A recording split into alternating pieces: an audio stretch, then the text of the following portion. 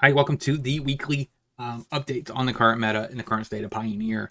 Man, things have been drastically trending in the wrong direction in this format. So we're going to dive right into this and talk about it. This definitely is getting worse and worse as weeks go by.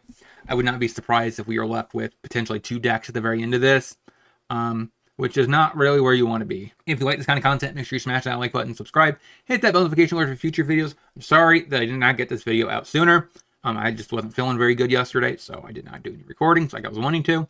Because I really knew I needed to record this one and a couple extra episodes for future, videos.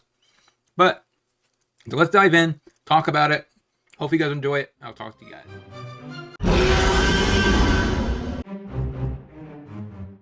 All right, so what did we learn this week about the trends? So far, as you can see, the trends have been very, very bad. So decks have been on the dip. We have Izzet Phoenix, keeps losing ground. I know at one point people were arguing, oh my gosh, why would you ban, Amalia, something from Amalia and Bane Ripper out of the Vampire deck and leave Izzet Phoenix to just take over the meta? And then what do? They go ahead and put a card like Unholy Annex that just literally consumes the meta of Pioneer into an insane rate. So, I mean, yes, the sampling size is a little bit lower, but this, for the most part, being 168 out of... That's a huge chunk in the meta. That's over 25%, over a fourth of the decks in the last 2 weeks. You could argue that there's not been that many big Pioneer tournaments in the past few weeks, but challenges are overwhelmingly overrun by Rakdos Demons. It usually takes up a decent, like a fourth of about 30% of the top 32 are just filled with Rakdos Demons. Overall, like Rakdos Prowess definitely sees a lot of play, and it's gained a lot of traction. But again, keep in mind that this trend here is a little skewed because it got really messed up with the Jangata ban. But Rakdos Demons has kind of stayed the same. So, like I said, that is the reason why Rakdos Prowess has such a high trend here, because it was about 14% of the meta, pre Jeg ban. But when Jeg got banned, all those decks became obsoleted. So the trend here, of course, is showing that the deck is back at its full number percentages. I think it actually gained a little bit. I think it used to be like around 12, but now it's at 14.81% of the meta. So that means that Rakdos in general is taking about 15, so 40% of the meta is Rakdos colored, which is not very good, especially since a lot of people don't really care for that color combination, and the fact that it's not really represented is a huge problem. Now, and as you can see, the meta is getting skewed around this change, right? Because what decks are on the uprise? You have Mono Green Devotion is taking up a little bit more percentages, and this makes a lot of sense because it can go up and over the top of something like Rakdos Demons. Even though it does fail and have a little bit of issues with Rakdos Prowess, it still will take up a decent chunk because it's so good against demons that it's getting the actual meta percentages added. Gruul Prowess down there is getting a little bit of a boost. This is just a reasonable Prowess deck. I don't think it's good as Rakdos Prowess, but people that don't like Rakdos Prowess play Rakdos Gruul. So, Gruul Prowess, which is a fine approach. It's not a solid, not a bad deck. Mardu Feng down there is also getting a little bit of a boost, which is basically picked up Annex, I believe. So it's getting a little bit of kind of like similar cards as Rakdos Demons, but it gets FOMO, which is just amplified in the deck for setup pieces. Fable the Mirror Breaker. So as you can see, Fable decks are on the rise again. I think even Junsak plays it. Yeah, there's definitely a problem here. Now, what decks are on the dip?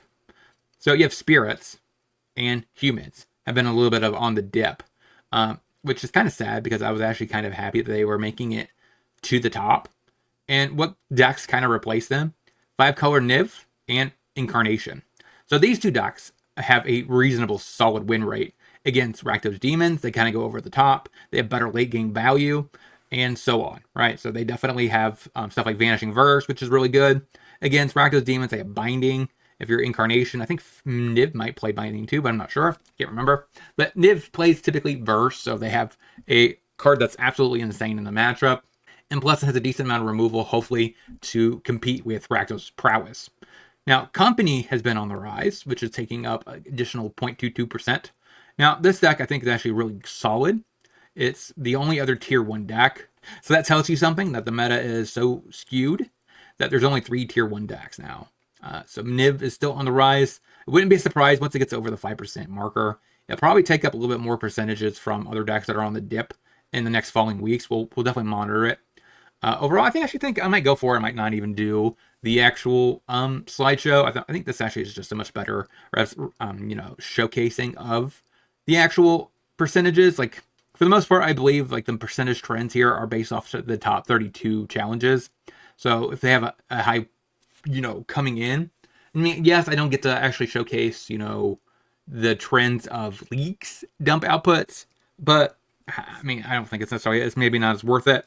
I did like actually looking at the league dumps, just because of the fact that it does also showcase a little bit of trends overall, because of if Rakdos Demons is taking a decent amount of the 5-0 dumps, which also tells you that, really it's kind of just over consuming the meta as a whole.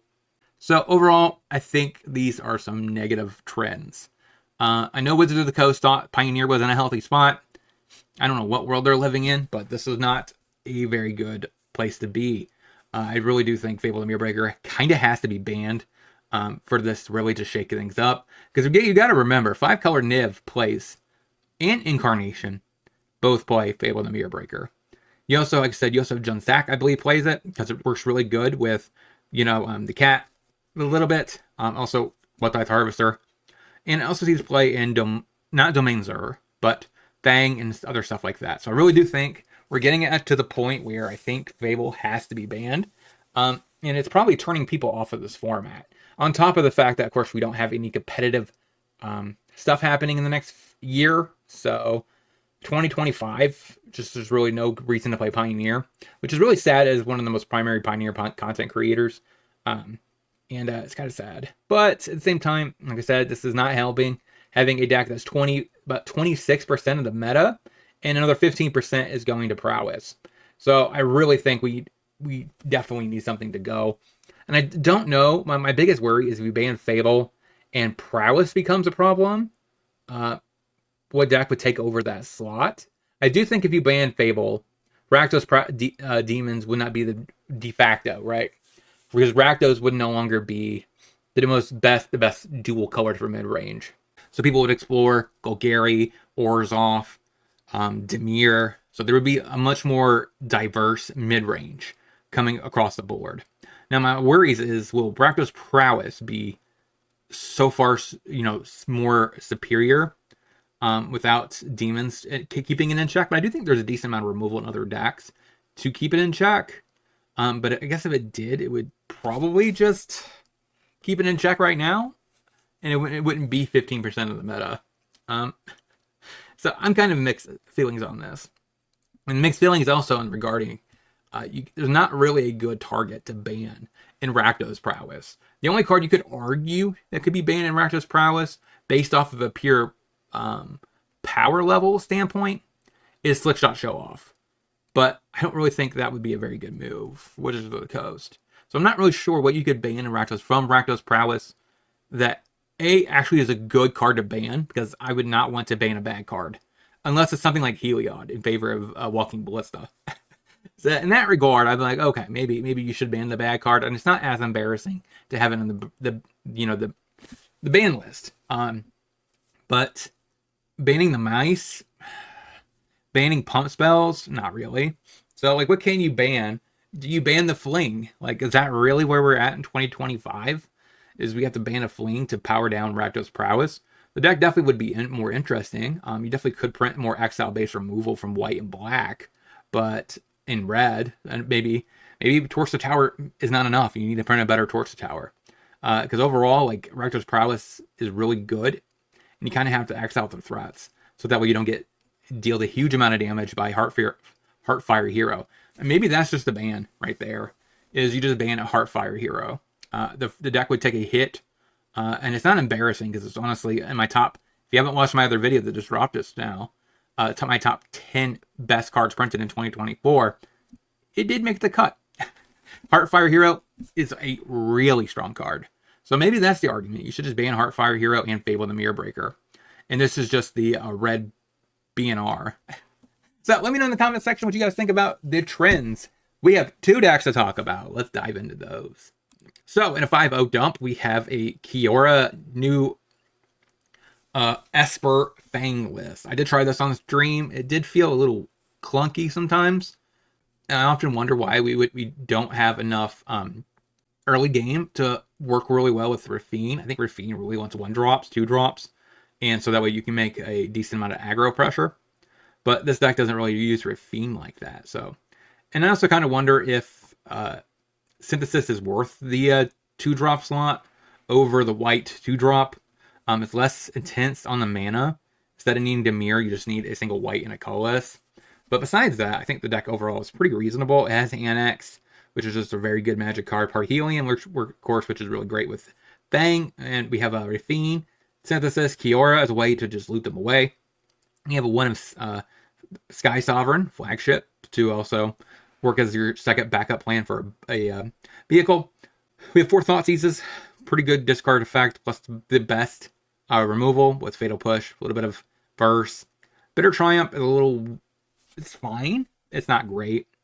I do think I'd rather have Bitter Triumphs over something on the board. When I tried it, I had a hard time bringing stuff in against control. I felt like I wanted to cut too much, and I didn't have enough to replace it with. I ended up bringing some Vanishing Verses from the side, and that's not very good against control. But actually, I got to the point where I was like, I really need to cut the Vanishing Verse from the main. Really, the only thing it answers is the Lockdown, potentially, and also, but we don't really care about Lockdown. So basically, all it answers is an Emperor. So that's not very good either. So, like I said, but against control, you want to cut the Fatal Pushes, and I try to cut the Verses. I just did not have enough to bring in. I basically brought in the Lindas, which are, I think, more for aggro, but I did also bring them in because they are actually a threat. So against control, you kind of just want threats. But Pithy Needle, I brought that in as well, and that was like basically it when it came to sideboarding in. But Pithy Needle is really solid. It stops Teferi, stops Planeswalkers. Alinda, solid threat to bring it from the side. Has lifelink, hard to answer. We have some Leyline of the Voids for Graveyard Hate that doesn't affect ours.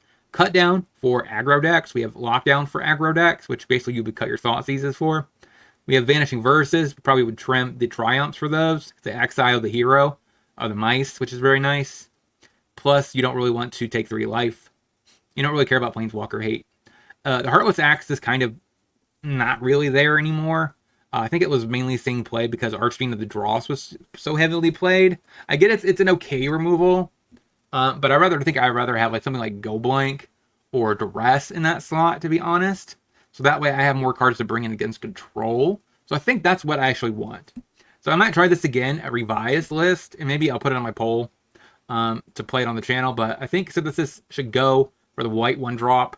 I think the Heartless Axe should go in the sideboard for Duresses, because Archfiend of the Dross isn't seeing as much play anymore, and that's really what this is for. So you can remove the counters from the Archfiend and just win. And I think you're actually looking at a pretty solid deck. But if you're the creator of this deck, let me know in the comment section what you think about my suggested changes. We have one more deck to talk about. Let's get into that one. So Merfolk got a 5-0, or actually I think it was a challenge. I think it went 7-2 in the challenge. Got first place. So Scoot, 4 copies, 4 speakers, really solid 1-drops, basically a 1-mana 2/2. Pretty good there. We have a follower with our Cauldron, so that way we can maybe make infinite Merfolk. We have Kiora, 4 copies, so that's pretty sweet overall. We have a Hexcatcher, that's a solid Merfolk that we could just sack some of the tokens to counter spells. We have 4 Kamuna. I don't really know if 4 is right, but it's still pretty solid with Pilgrimage. Of course, they have Copter also to trigger your Pilgrimage. And I guess we have 1 additional follower with a Researcher, so we can maybe untap, tap, untap to make infinite copies of tokens with the Pilgrimage. This deck does look like it loses out on Collected Company. I'm not sure if that's really worth it, but we're playing Smuggler's Copter and Cauldron and Pilgrimage, so I guess it makes some sense to not to play it. Sideboard, though, we get a couple copies of Shaper's Sanctuary. Pretty solid card against removal. For a little bit of removal ourselves, we're playing Witness Protection. I'm not sure if this is actually better than Unable to Scream. I know a lot of people are saying that is the better card because they lose all abilities. And an O2 can't really attack. So it's arguably probably better than that one, but I don't know. Disdainful Strokes, pretty solid against control and mid-range and other decks like that. Tidebinder to stop Atraxa ETB triggers. Also, again, Shieldred it stops that. So blank negate the hit her effect. But overall, pretty solid card out of the board for Merfolk. Probably, honestly, you bring it in and probably cut some number of Kimana or Kiora. We have a couple paw patch formations. Can answer an Anax, which is really nice. A little bit of card draw. Also can destroy an Atraxa or something like that. And for a little bit of extra card advantage, we have the Enduring Curiosity as a way to just draw a bunch of cards when we attack with our Kimana, which is unblockable. So overall, like it definitely synergizes with the deck. Overall, we do lose out, I think, on some of the better Merfolk, like Tidebinder or the 2-drop. You either tap their thing down where they can't attack or block, or even the trying to remember the other. Even the new one that has the stun counter is pretty good. So the fact that you're kind of cutting those for the combo, maybe I'm not sure if it's better or worse. The combo does give you just a way to, close the game out, which is very nice. But at the same time, like not having any interaction, maybe the deck takes a hit. But again, it got 7-2 in Elite in a challenge, and it won the whole thing. So it must be a pretty solid deck. I might want to try this as well on the channel because it has Kiora, and that's technically a foundation card. And I haven't done as much exploring with Kiora, even though I think Kiora is a pretty solid card overall. So let me know in the comment section what you guys think about these two lists. Until next week, when we talk about the next trends in the meta, I'll talk to you guys next time. Shout out to all my supporters. And if you want to see any other content from me, check out either one of these two videos and playlist. And I'll talk to you soon.